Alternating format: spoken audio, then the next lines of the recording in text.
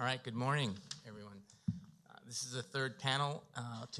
In this panel, we're going to be talking about trauma. I'm Edmundo Lijo. I'm an assistant city attorney with the city of St. Paul, and I am in charge of managing and developing the Immigrant Refugee Affairs program for the city of St. Paul. And I have the honor of being today's moderator for the trauma panel. And I'm very excited to introduce our three panelists who are experts in their field and here to talk to us about trauma. First, to my left is Mobina Qureshi, who is the co-director at SEWA, Asian Indian Family Wellness. SEWA means to serve, and SEWA serves the South Asian population in Minnesota since 2004. As a queer Muslim survivor and immigrant herself, Mobina is a trained professional leading gender-based violence prevention and intervention programming, support groups facilitation, community advocacy initiatives, mental health care, and COVID-19 related community campaigns. She has over 10 years of experience teaching and researching in humanities and gender studies, and 5+ years in grassroots level activism and direct services and related experiences in immigrant and refugee communities. Our next panelist is Dr. Rocio Chang Angulo. She is an assistant professor of psychiatry, having received her undergraduate degree in neuroscience at Trinity College and her Master's of Arts and Psych D degrees at the University of Hartford. Rocio completed a postdoctoral fellowship at the University of Connecticut. She has published in the areas of childhood and adult trauma and presented at a wide variety of regional and national scientific meetings. She is sought after to provide specific training on assessment and treatment of complex trauma. In particular, she has been a resource to Latino organizations. She was a faculty member of the Complex Trauma Treatment Network, in which she worked with a large Puerto Rican learning community that included all juvenile detention facilities in the entire island. Dr. Chang has adapted and translated educational materials about development and trauma disorder and informed services for correctional officers, administrators, educators, and clinicians. And our third panelist is Dr. Chimoy Galbranjani. He is a board-certified forensic psychiatrist who is the founding director of the subspecialty training program in forensic psychiatry at the University of Minnesota University of Minnesota. He is the past president of the Minnesota Psychiatric Society and serves on the electoral board of numerous leading peer-reviewed journals in mental health and law. As an immigrant himself, Chimoy first started working with asylum seekers while training at the Jerome Frank Legal Services Organization at the Yale Law School. Since migrating to Minnesota about 8 years ago, he has continued to provide pro bono psychiatric consultation to the Binger Center for New Americans here at the University of Minnesota. Please welcome our three panelists. And with that, I will direct the first question to Chimoy. Chimoy, as a physician, could you give us your perspective and a definition of what is trauma? Hi, Edmundo. Hi, everyone. Good morning. Very happy to be here. Trauma is a person's negative emotional response to an adverse event. And biologically, it occurs when the brain's capacity to tolerate stress is exceeded. So the negative event is perceived simply as a bad emotional experience by the brain, which is then crystallized in the brain's memory. Due to the magnitude of the negative emotions attached to this memory, it can become etched in the brain, and it's the memories of the experience itself that become problematic. They can cause distress, they can be intrusive, they can interfere with the person's daily life activities, they can demoralize them, and in several individuals to become impossible to get over or to overcome. When we are talking about typical traumatic events, there's a few stages through which, so there is a life course of a traumatic event. Immediately after the trauma, the person is in shock and denial. And as time goes by, the intrusive memories take over. They start re-experiencing the trauma. Sometimes they can dissociate and relive the whole traumatic experience. It's a rare phenomenon. We call it a flashback. Many people also somatize. That means they develop physical symptoms in response to anxiety and distress that they're not able to process. And so they can have symptoms like headache, nausea, stomachache. And like I already mentioned, many people get stuck in this rut and are not able to overcome this. Thank you. Rocio, as a psychologist working with immigrant refugee communities, how would you define trauma? So thank you so much for the opportunity to be here today with all of you. I have been, this is a real honor to be sharing the spotlight with two amazing colleagues. And also I was just so privileged to listen to the prior presentation. I really commend for this amazing symposium, so thank you. When I describe trauma to my clients, I describe trauma as going back to the basics. And what I tell them is that we all have an alarm center in our brains. So, I have it, they have it too. And this alarm center gets activated when we are experiencing something that we our brain perceives as dangerous, it might be a life or death threatening experience. And it's that perception that turns off our alarm. And then it actually interferes with the ability to connect with other two important parts of our brain that are our filing center, which is in our hippocampus, where we store all the information of all our experiences, and our thinking center, which is in our prefrontal cortex, and that's the part where help us to integrate, come up with solutions to whatever we are facing. So given that our alarm center takes over when we experience a traumatic event, then the other two parts cannot help. And that's when we experience all the different symptoms that Dr. Galbranjani was mentioning. And, and one of the things that I tell my clients is that there is hope, because whenever we understand how our brain is processing trauma, then we know that there are things that we can do about it. And we will talk a little bit more as we go along. Thank you. Mobina, maybe you give us a practitioner's perspective on trauma. How would, in working with immigrant refugee communities, how would you define trauma? So as we all know now the definition, like technical aspect, I'm more like bringing in perspectives from my own lived experiences with traumatic instances, as well as the clients that we serve as culturally and linguistically specific service provider. So the kind of trauma that clients go through based on different types of traumatic events that they face. So for me, I'm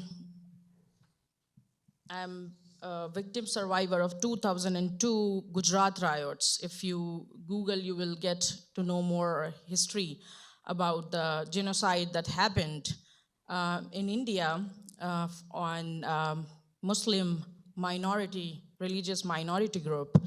And I was just like a teenager, 15, 16 years old.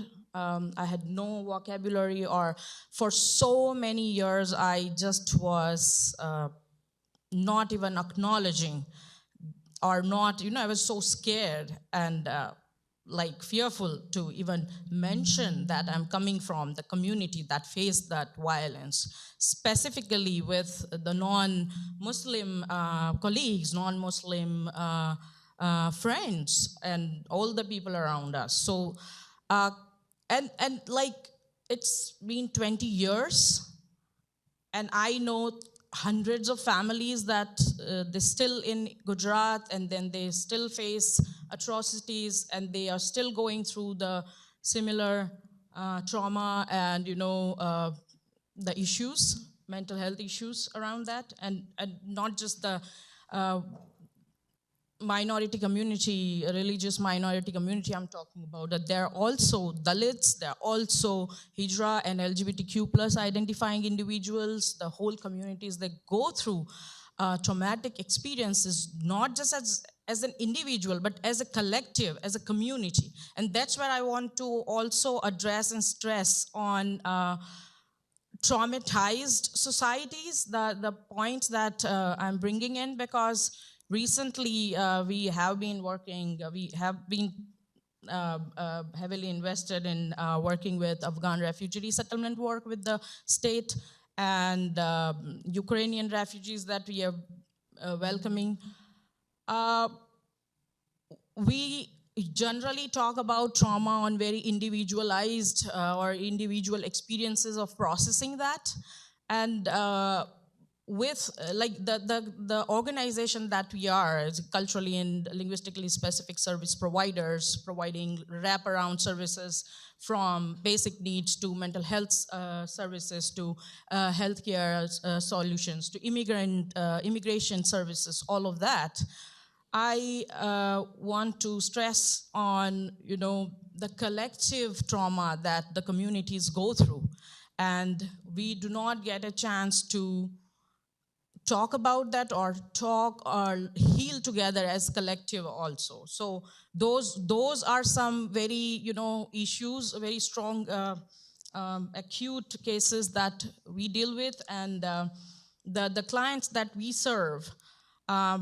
And personally, my work in gender-based violence prevention and intervention, and queer rights, LGBTQ plus rights, trans rights, and in that, the traumas are multi-layered, different, intergenerational trauma, the trauma from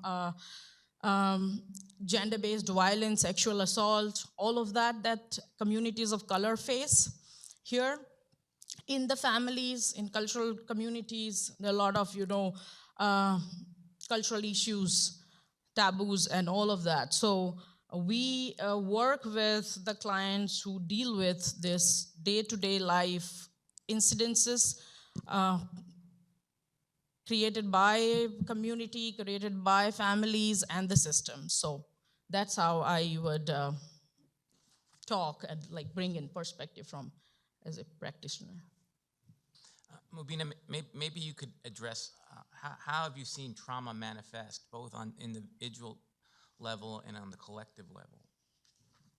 So, as I mentioned, as a culturally and linguistically specific, service provider, we see trauma manifesting in low esteem, low confidence, fear of judgment, a lot of different ways that clients, show the signs of acute trauma because of the traumatized situations and instances that they face, coming from war-torn countries, coming from gender-based violence situations.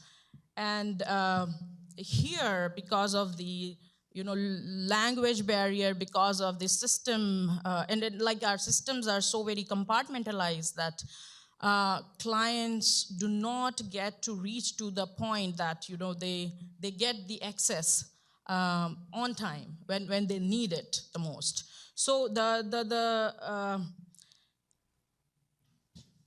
people that we serve are, first sign is that once they recognize the abuse, once they recognize the trauma, that's the first step of, recovery itself. And that doesn't happen in most of the cases that we deal with. We spend months and months to make them realize that you are the victim. You are not the one who, to be blamed. So most of the time, particularly female identifying individuals who go through, gender-based violence, and also, like, I want to also bring in the modern minority myth here, that South Asian communities and Asian communities that we face, and they do not want to even acknowledge, first of all. And then when they acknowledge, then there is a lot of shame involved in going for help, asking for help, or talking about it. And that's where, the national data and state data doesn't show the undocumented cases of, abuse, undocumented cases of violence, sexual assault, all of that. So there are different ways that we see trauma manifesting in. Thank you.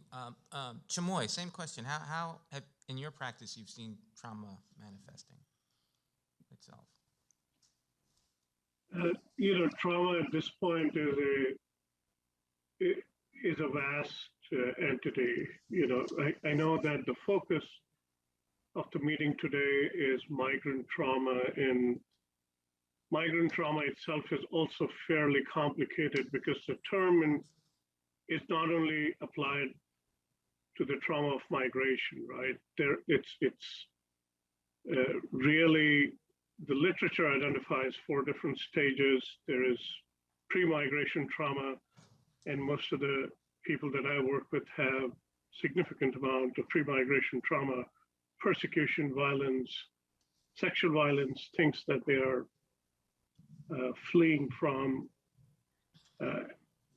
Then they might have adverse experiences while they're in transit. Once they reach their host country, they continue to have traumatic experiences. And in the long run, they continue to have adverse experiences due to the substandard living conditions within their host country due to a myriad of reasons, right? When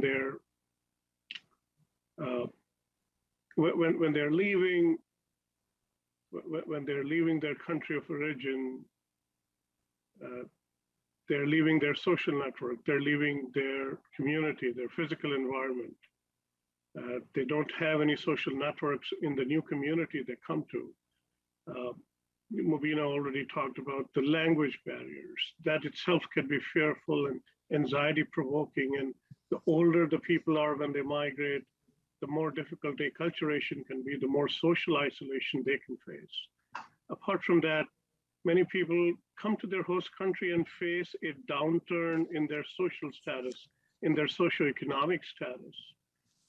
They come with the hopes of a better life, and many educated individuals come to the new country and are forced to do menial jobs. Many people have to experience practices that are incompatible with their own cultural practices, and that can be a fairly jarring experience. There are, for example, redefinition of gender roles. Many different cultures have held on to many different ideas about gender roles, and those are also, subject to redefinition when they come to this. And all in all, what we know now is that all the stress is compounded. It's not one single stress arising out of one single episode that contributes to this distress. Instead, modern science looks at trauma as a compound phenomena and as the cumulative stress of all the traumatic events that have occurred in your life, and continue to cause that distress, that stress, the problems with functioning. So. Thank you. Rocio, I give you the same, I pass the same question to you. How have you seen trauma Yes. So, manifest? so my colleagues have already, covered this. I guess the only thing else that I can add is that, there are a group of psychiatrists and psychologists who have been sort of advocating for a new diagnosis. We talk about PTSD, and we talk about, the severity of the symptoms. And we also, clinicians have also observed that children might be under or overdiagnosed when they experience chronic trauma or developmental trauma or complex trauma, right? So we have been talking about, immigrants, migrants, they don't experience one type of trauma. They unfortunately, the trauma precedes their staying here, right? So it's a pre-migration, during, and after migration, and they still are facing many challenges, and that can be considered also traumatic. And if we think about children, we can think about how vulnerable they can be because, of their own developmental stage, right? And we understand that, many times the cluster of symptoms that PTSD offers do not fit the children's cluster of symptoms. And that's why there is a group of professionals who are advocating for a new diagnosis that could be called developmental trauma disorder, because it happens early in the lives of kids and it presents differently. They do have a lot of more issues related to regulating their emotions. And they do have other sort of different symptomatology. But oftentimes these kids are misunderstood in our profession, in our field, and therefore they end up either being under or overdiagnosed. Thank you. Maybe, Rosie, you can also kind of, you raise children being misunderstood. It sounds to me like that's an additional barrier. Maybe you can address some of the barriers that you see in people with trauma seeking treatment.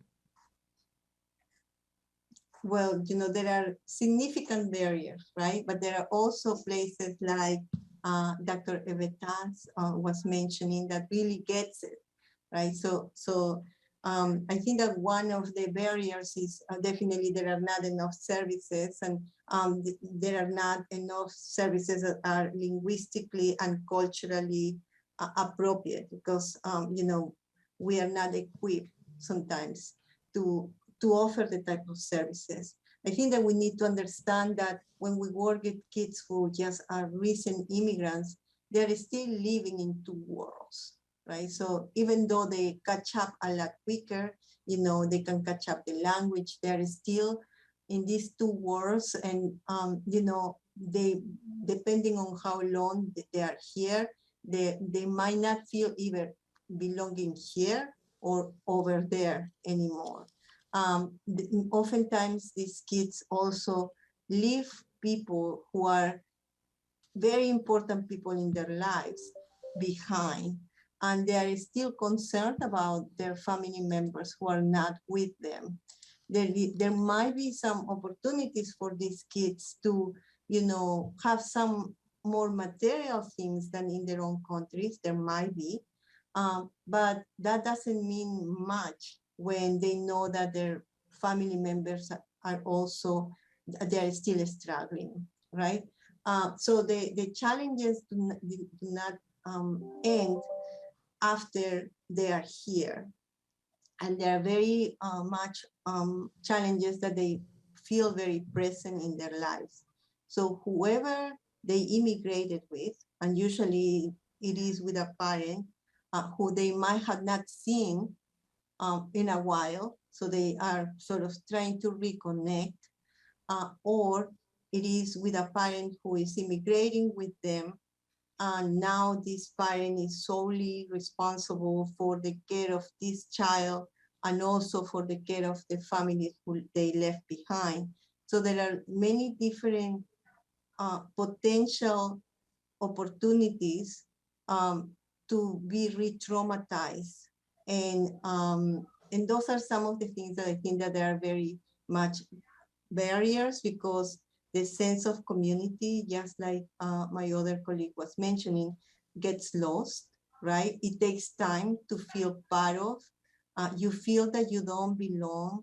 And, you know, for a little kid, that's one of the most important things, right? To feel that you are safe, that you're secure, that you are wanted, that you are part of something. So I believe that those are important considerations to take as an obstacles whenever we are working with new immigrants. Chimoy, how, in your practice in representing asylum seekers, what have you seen as some of the barriers and how that trauma impacts their abilities to tell their story? Or Absolutely. You know, through the years, I've seen that people become diffident. They become fearful. They don't open up easily. They're what in clinical terms we call socially isolated and anxious. Many of the interviews are conducted via interpreters, and most oftentimes that can be a very awkward situation. And perhaps I should not be the one raising this, but with using video communication, things can often get even more complicated. And what, as a clinician, the approach I try to take is I try to learn about the person right from the beginning, and try to take an account of their history and their narrative, and not just the traumatic event. And the idea is not to look for symptoms, but really look for stories and narratives that might have led to the clinical presentation that they're presenting to us with, right? And I find that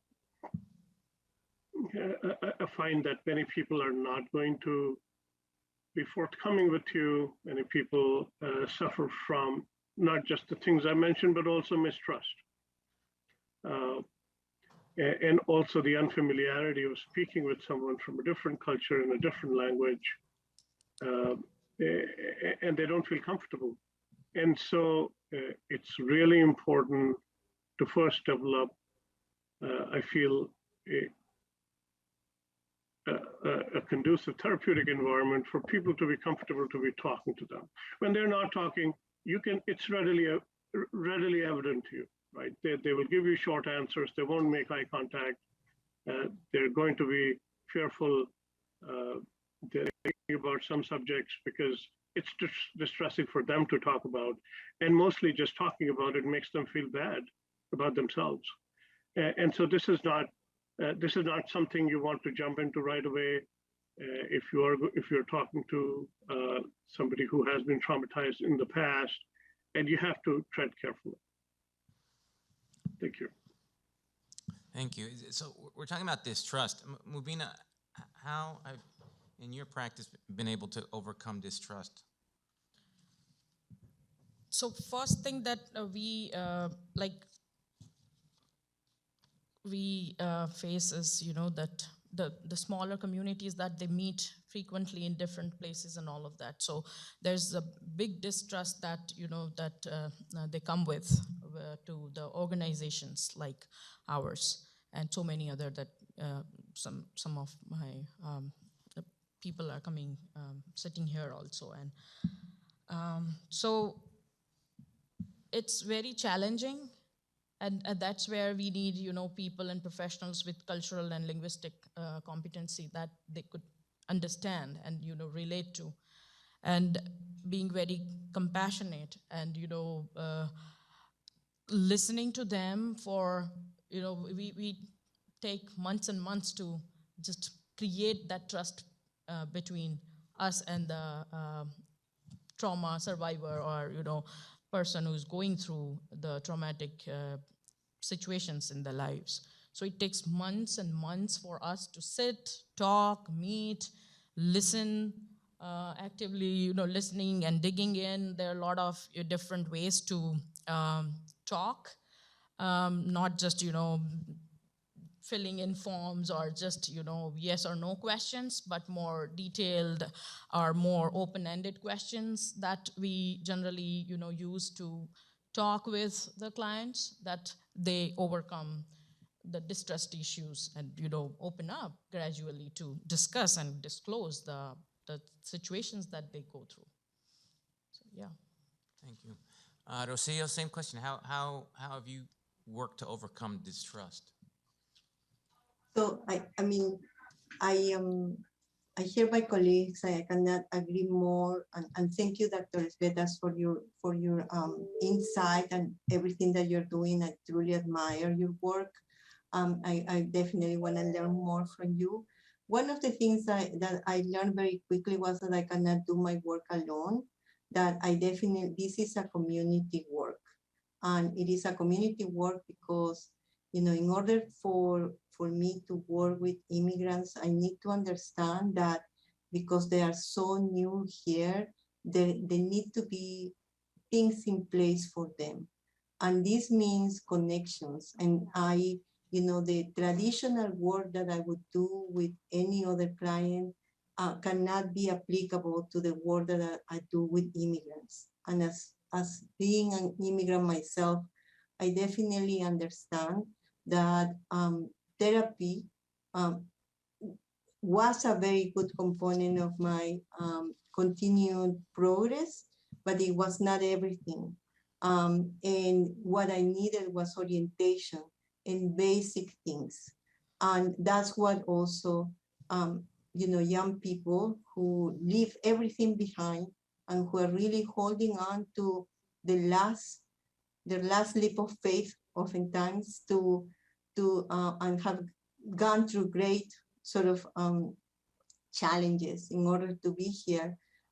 They definitely need resources, and it starts with basic resources to establish the trust, and also that sense of community that takes a little bit of time to do. And I think that once the foundations are being built, we can continue working towards, more of what we do. But it cannot be done in isolation, and it definitely needs to be integrated services with a whole community behind them. Rocio, you actually all three of you kind of touched on culturally appropriate approaches. Once you start to build trust, what types of culturally appropriate approaches have you found to be effective in treating newly arrived people? Well, I think that as a Latino community, and definitely we need to understand that if we're talking about Latinos, we're talking about a very heterogeneous group, that we do have some similarities. But if I'm talking about Latino immigrants, I think that I definitely need to understand that what exactly are some of their wants and needs, and how I need to be very mindful that I don't want to impose my own as a Latino person too. I'm not presuming that I know everything about another Latino family or another Latino person, because our experiences might not be the same. So respectfully trying to figure out, what they want, what are their needs, and how we can, I definitely, my biggest resource is in trying to get them connected with places that I feel that are also nurturing and that they can really be there for them. I understand that establishing trust for them might take some time, but also if they feel that there are places where they can go to and they can feel welcome. That means the world to them, and it might also ease up a little bit more of the burden that they are feeling at this point. So I guess I'm repeating myself, but this is the type of work that I do not do by myself. And I try to rely on religious organizations. I try to rely on grassroots organizations that is truly amazing what different communities offer, and that are inspiring, and that I definitely want to make sure that I'm building the infrastructure in order to start the work. Chimoy, I'd ask you the same question. Have you seen culturally appropriate treatments that have been effective? Let me first begin by saying that we are in dire need of culturally appropriate care.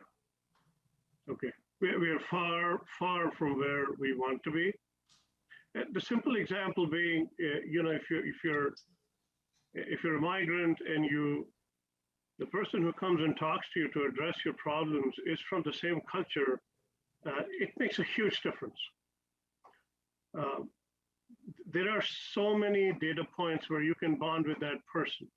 If you're a migrant and the person who is listening to you and talking to you is also a migrant, there is a natural bond. You expect that they empathize with everything that you're going through. Empathy is not something that can be taught, right? But for if you're a clinician or an attorney, empathic listening is something that you can learn, right? Everybody who is in distress and is wanting to talk needs to be heard, and they will feel heard or listened to only if you're giving them your undivided attention, if you're responding to them, to their verbal cues, if you are giving them space, which Mobina very nicely summed up as not focusing on a symptom checklist, not asking yes/no questions, asking open-ended questions, letting them talk about their own experience, right? And so the idea here is that you're not in a position of superiority or authority when you're talking to somebody like that. You have to meet them, as someone put in the chat, shoulder to shoulder at their same level. It's very important, at least for myself. I can tell you that if I am going to interview someone from a totally different culture, and in my case, a lot of it, the information is received from their experiences of past persecution, I try to find out what's actually going on. What are some of the local, the cultural, the ethnic practices that typically this person would have undergone while in their journey before they came to me. And for sure, pay attention to little things. At the outset, people make some what I call rookie mistakes. If there is an interpreter who's from a different language or a different dialect, there's not going to be any communication. Don't try to patch that together. That is not an effective interview. Educate yourself in trauma-informed assessment. Whether you're an attorney or you're a physician, if you're going to be talking to somebody who you know is traumatized, educate yourself in how to take a good trauma history, what is trauma-informed assessment, and then of course you can, if you're more interested, you can read more into trauma-informed care and how that is delivered. So, but all in all, I think there is a collective effort, response, resources required to develop culturally informed and culturally competent care for all the people who are migrating into this country. And I'll say this again, we are severely short of that. Mobina, how have you seen culturally appropriate care? We use a socio-interpersonal framework to work with the clients coming with different types of trauma. also we have very holistic approach to healing processes and it's not a linear process also, right? So it's very convoluted and very intertwined process of healing, that it's not just just a graph that goes up. And also, like Dr. Osho just already mentioned that working with faith-based organizations and community centers who are culturally and linguistically appropriate services providers, we do a lot of collaborative work for the community healing, for the individual therapy, all of that. So one of our strategies is to hold free health clinics in faith-based communities every other Sundays, Hindu temple and mosque and Gurudwara, all of that. So there we invite a lot of physicians, volunteers, nurses, and interns. They'll come and do the first aiding, talking about all this different programming, all of that. And through that, a lot of clients come through those free health clinics that we offer, including free mental health care, 30 to 1 hour consultations with pro bono and culturally competent psychotherapists and psychiatrists. So that is another thing also, like offering cultural practices in group settings. Support groups also are very helpful to deal with all of these traumatic survivor and victims. And like I'm happy to say that a lot of folks join our LGBTQ plus support group, getting recommended by the professional psychotherapist that they go to. So they come and join the monthly meetings. That gives the sense of connectedness with other community members who know their language or know their culture, in that. So all these different sort of creative ways that we use the trauma-informed frameworks to our different programs that we offer. I guess we're getting close to, we've got about 10 minutes left, it looks like. But I really wanted to touch on two subjects very quickly that we've kind of talked about a little bit. One is, in general culture, there's a real stigma around accessing mental health care. And I'm wondering what you've seen as far as accessing mental health care, what kind of stigma and how do we overcome that stigma? Why don't we start with Rocio? Thank you. So for immigrant families who are recent immigrants, depending on where they come from, they might hold some beliefs about mental health, or they might not have even heard about mental health services in their own country. So it's probably a very new experience and a new sort of concept. So, and going through the basis, it is really important. In some, it's difficult to talk generally because depending on the cultural background, it means differently, right? And I think that one of the opportunities for us as providers is to sort of welcome them to this completely new culture, with the understanding also that there are different things that can be offered, and without sort of acknowledging that there might be not the right terminology, and that it is our opportunity for us to start talking about it and educating them about it, or acknowledging the stigma that they hold on to, and sort of figuring out what would be some ways that the stigma can decrease. So for me, in my practice, when families come and they are very skeptical about what can be done to help them. The fact that I talk about what happened to their brains whenever they experience challenges in their lives tend to help with decreasing the stigma, because now I'm not talking directly about, emotions. I'm talking directly about physiological changes, and people are more at ease with that. And not only that, it is less stigmatizing talking about physiological changes, but also validates that there are some experiences as a result of these physiological changes. And so the take is a little bit easier and friendlier to discuss, and less blaming, and less stigmatizing. The thing that definitely, it depends also on how we approach it, and how we can understand what they're bringing to us, and how we can start weaving in some information in a non-threatening way. Thank you. Chimoy, I'd also ask you, how do we address the stigma? Getting people past stigma. Let me first say that mental illness is stigmatized in every culture in the world.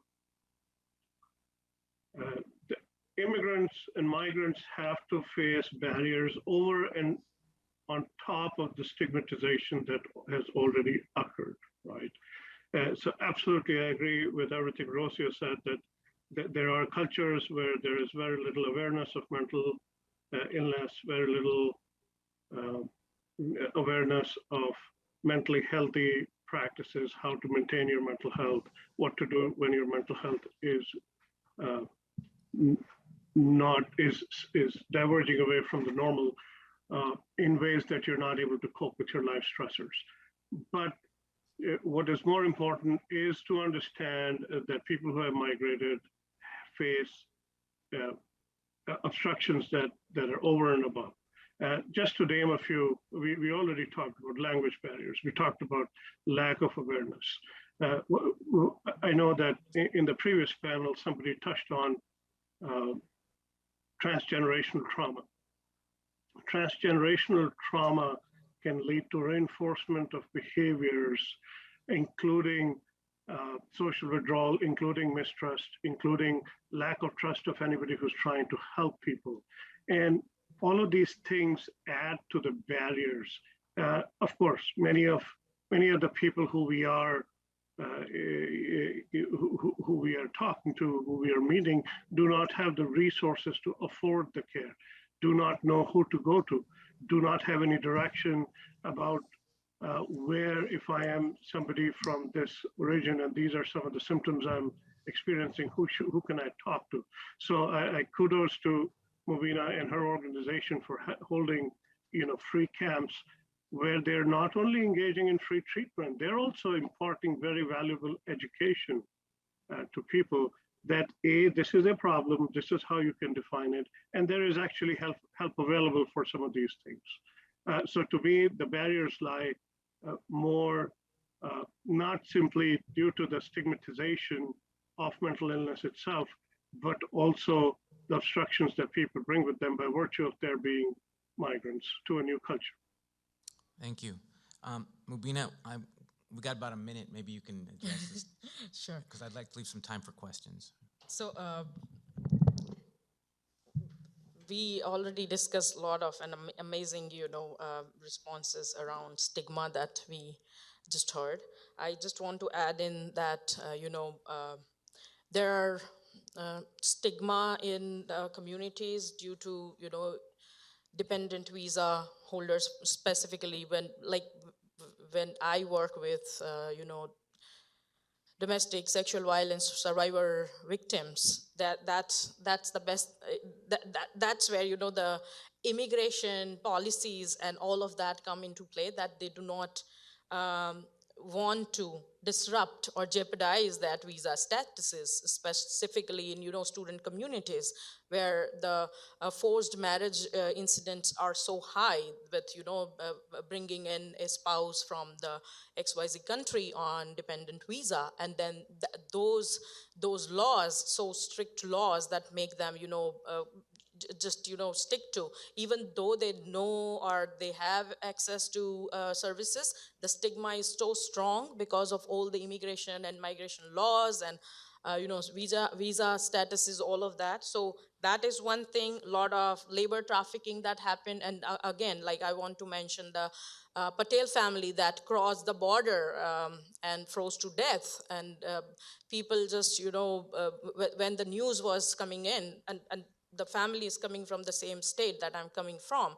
So I was getting a lot of local news from the village, all of that. So the people were shocked to see the Patel community, crossing the border, and that came into focus because of this one incident. But there have been so many cases, and that the entire village that is mainly, the billboards, if you go there, you see the billboards are mainly talking about visa services to go to Canada, just to go to US. And those are the, trapping points for individuals who are dreaming a better world, of dreaming a better way of living. So they get into trap, and they just, take the risky steps. So, and nobody wants to touch the issue that the stigma is so strong that communities don't come forward to talk about it or seek help. Thank you. And I guess we've got about 2 minutes left. I wonder if open the floor for questions, if people have questions. So there is a question from the chat. An attorney is asking how they can do better trauma-informed interviewing when they have to ask really invasive questions to their clients. If you have 1 or 2 quick tips for an attorney.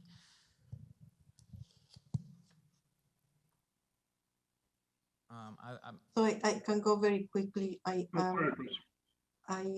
think that one of the most important pieces is how you prepare your client. So proactively letting them know that there is going to be interview coming, and there are going to be questions that are going to be challenging, but also the pre-preparation, the during preparation of us checking with them how they are doing, but also afterwards, right? Like we want to know what they're going to do if in case that they might be uncomfortable, or they might be triggering for the interview.